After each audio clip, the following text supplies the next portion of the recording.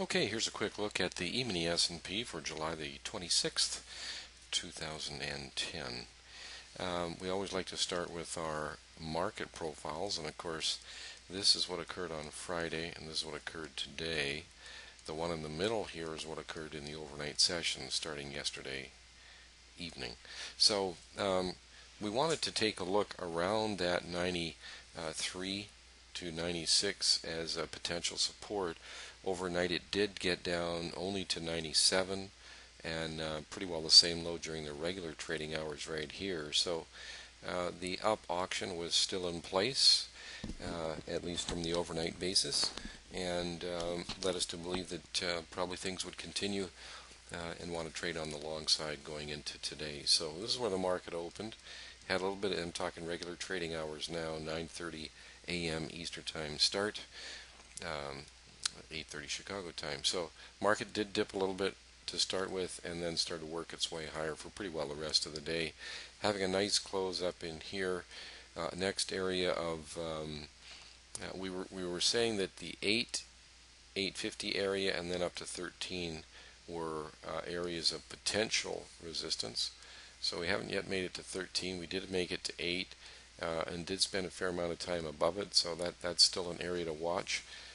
If the market can pull back to around about 11:04, that would more than likely be a good entry location, but we're certainly still looking to try and play the long side here with our ultimate objective, at least on this intraday auction, up around 11:30. So take a look at it. These are regular profiles, in other words, just from the regular trading sessions only.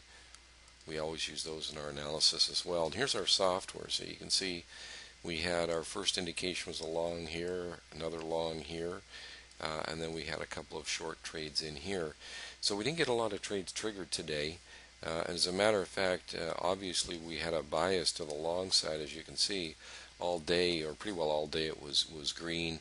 Went neutral here for a little bit and then back to green. So these two trades here, unfortunately both of them were break even though they were in a longer time frame basis as far as the rest of the day was concerned, pretty nice. You can see the dash line coming in here. Unfortunately we didn't get filled here, although it did have a nice little bounce right there. We didn't get filled till a little bit later on right in here.